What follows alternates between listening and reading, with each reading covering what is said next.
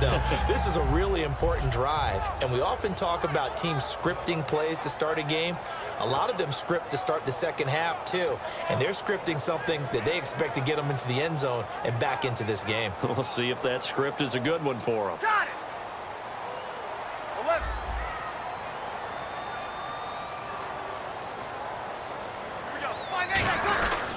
And the third quarter starts with a run by Ingram.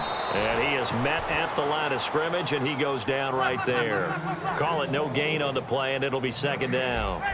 And the offense moving quickly to the line. Breeze to throw on second down. And Cooks has it over the middle. 6 yards is the pickup, and that'll lead to a third down. When you see zone defense and you know you've got a drag route on as your primary call, you've got to be really careful as a passer about how far you let your guy go because he might wander into some tough coverage.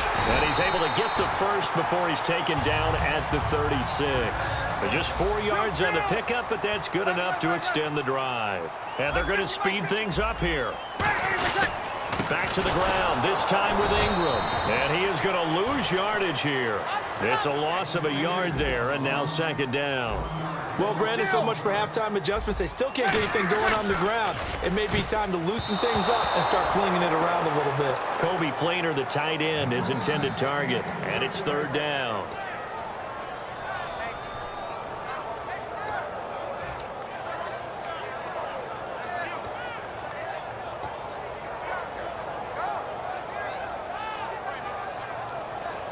Will the defense dial up the pressure? Let's see. 3rd and 11.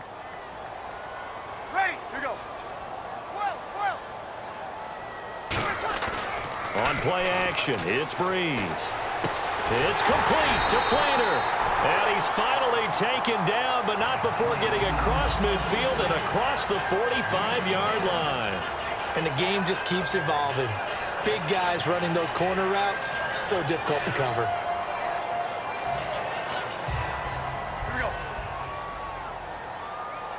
And on the outside, they're playing press coverage.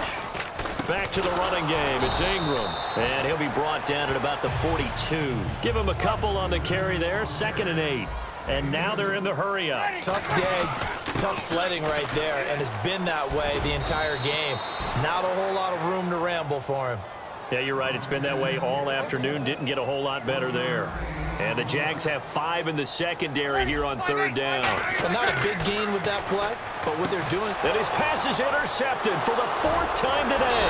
Picked off by Prince Amukamara. And he's able to get it back here to the 43-yard line. A look at the offense now here coming back out on the road for their first possession of the second half. And fortunate to get points on the board last time. They had to hit a really long field goal to do so. The kickers in today's game are so good and so skilled and hit from distances that we almost start to take them for granted. And we can't do that. That's a long field goal that they got 3 points out of. They've got to feel good about that, and they better make sure they love it. And now this is intercepted. My goodness. The linebacker, Stephon Anthony with a pick.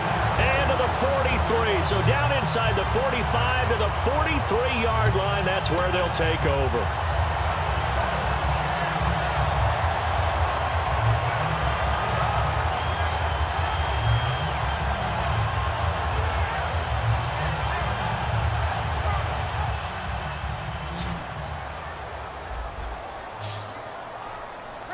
Halfback sent in motion.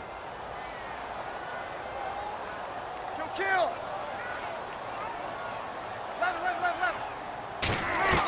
They go back to the air here after the eye. And my goodness, another interception. A great read, and it's picked off. And they have possession, and they have it at the 38-yard line. And now out come the Jags. And last time wasn't pretty. One play and an interception. We'll see if they can do better. I want to see if they want to go ahead and throw the ball again now on this drive after what happened on the last one. Throw it on the first play. Give the quarterback some confidence. See what happens. They come out with 1 back and 3 tight ends. They start on the ground with Ivory. No gain on the play. It'll be second down. Then he got off the end there very quickly to make that play. Yeah, it was almost like the bullet train, wasn't it? I mean, just zoom. Quick, quick, quick. And what a terrific play, holding them to no gain. They're going to hurry back to the line now.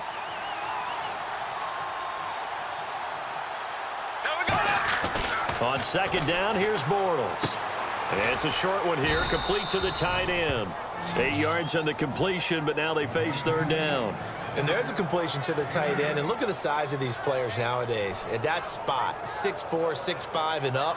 A lot of guys used to be basketball players, somehow came back to football. And that's really good for the game of football. You're getting better athleticism, great hand-eye coordination, guys who know how to control their bodies when they run their routes.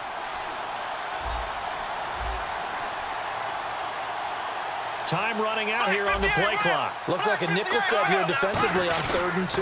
Yeah, maybe expecting a throw. Here's Ivory. And they went the wrong way there. Losing yardage back at the 43-yard line. To me, that's a superior play by the backer because he was allowed to, I think, run free on it and make that play. His defensive linemen, they covered things down for him because offensive guys, the linemen, what they're trying to do, as you know, is block the guy at the point of attack and then climb to the next level and get the linebacker. When you're not allowed to climb, you got a free hitter, and that's what we saw there, and a really nice play resulted for them. I don't know if I agree with that. I guess they don't care if I agree with that. But, boy, you have to be surprised by that, right? I definitely was surprised that they decided to go for it in this situation, but they must have either felt like they either had a great play call on or they're trying to show extreme confidence.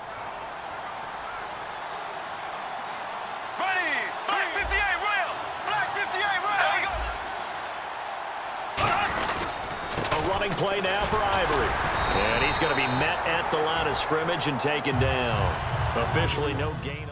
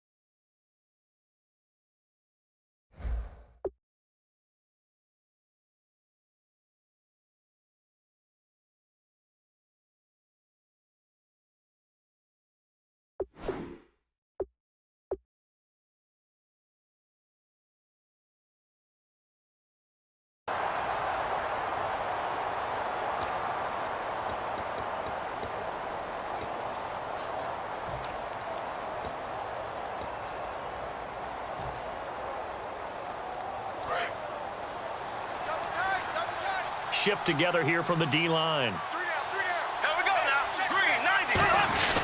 On second down, Ivory. And he'll be brought down just outside of the 30. And he's able to get most of what he needed on the carry there. 7 yards on the gain. And it's 3rd and 2 now. Looking to speed things up here, going with some tempo. They run with their short yardage man, Ivory. And he's able to pick up the first down here before he goes down at the 26. I don't know about you, but that almost felt like old-time football there. 3rd and 2 is not necessarily just a running down anymore. A lot of times they want to throw the ball. They went back to the roots and powered forward and got the first down.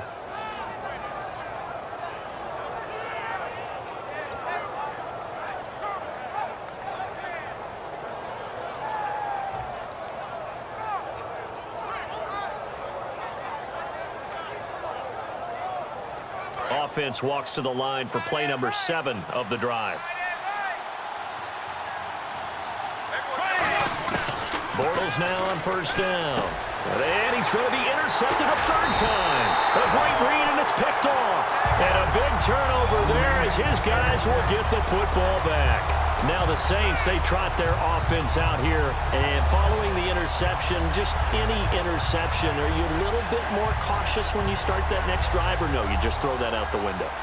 I think you are. I don't think that there's any way you can run back out there and go, totally didn't affect me. Let's just go ahead and be loose with the football again. You're going to take care of it, but you have to be careful about being too cautious because now you can't run any offense at all. Still want to attack. We'll see how they attack him here. Throwing the comeback route. He's got the hook up to Thomas. 11 yards on the pickup, and that leads to a New Orleans first down. And another thing that makes the comeback route really effective, is that oftentimes after you've made the initial move, receivers breaking away from the defensive back, and that makes it a really tough play to defend. Nice chunk of yardage picked up there.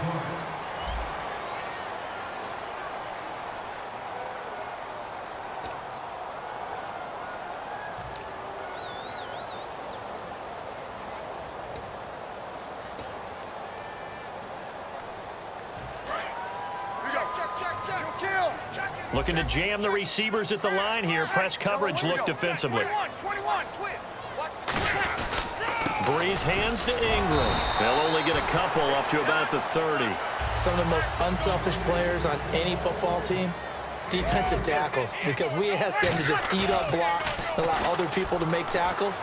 But when he can make... And the ball is knocked out. Left side and caught by Flainer. But fortunately, he's able to recover his own fumble, or that could have been trouble. So here we go, 1st and 10 now.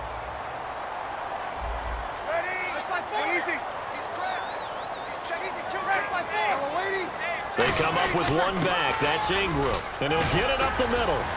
And he's got this one just across midfield to the 49. That one good for 10 yards. And that'll make it 2nd and a foot or so.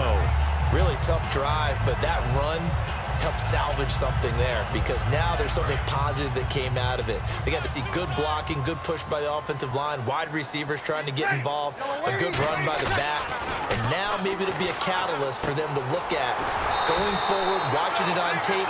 Maybe they can keep incorporating that type of a run into their offense. They got a completion there. That's clearly an example of one side happy, the other side not very happy. Defense, very, hey, take 1 or 2 yards. We're good with that. Offense, you got to expect to get more on the passing play. That's going to go as a loss of a yard, and it'll be 2nd down. And quickly, they get to the line. With the struggles we're seeing up front for the offense today, they've got to think about change. Under a heavy rush, and down he goes. They dial up the corner blitz that time, and it delivers to the tune of a 9-yard loss. And now the Jags defense deciding to call a timeout. It's just their first. They'll be down to 2 remaining as we step aside here in the 4th quarter. And the defense will try and pin their ears back and get pressure again here after the sack. It's 3rd down. The defensive line disperses a little bit here, maybe expecting a pass. He's got time in the pocket. He's going to let... And now here is another interception. A great read, and it's picked off. And a big turnover there as his guys will get the football back. The Jaguars getting set to go. And with 3 interceptions thrown already, we'll see. Do they rely more on the ground game here? They may have to change things offensively to try and settle things down, not just for the guy throwing the ball, but for the rest of the offensive unit, because his confidence has to be shaken a little bit. And you just wonder, is the backup going to start to warm up a little bit over on the sideline?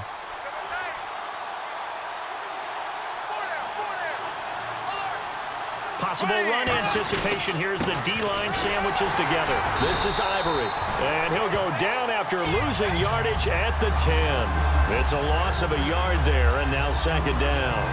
The 4th quarter here, they've got the lead. They want to keep it on the ground. That's what they're doing. Smart football. Keep the clock grinding, keep it going. But you got to figure now, they're going to see more people stacked up at the line of scrimmage as they try and bleed it out.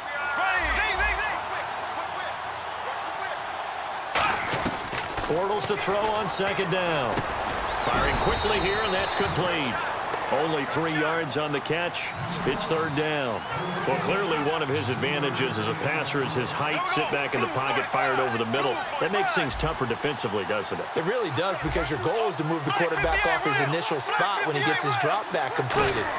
But when you have that type of height, he can stay in there if he's willing to take the hits and just fire over the top, which saves him time and actually completes a play a little bit quicker than it normally does for a quarterback who has to slide and find open space to throw.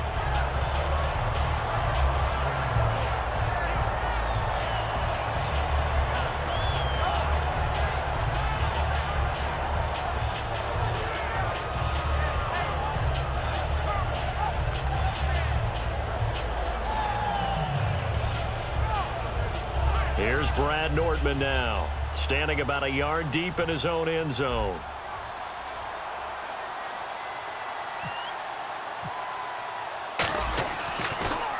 .46 on his first kick. This one in that neighborhood as well. And it's fielded at the 34. A big kick, 50 yards that time with a return of 4.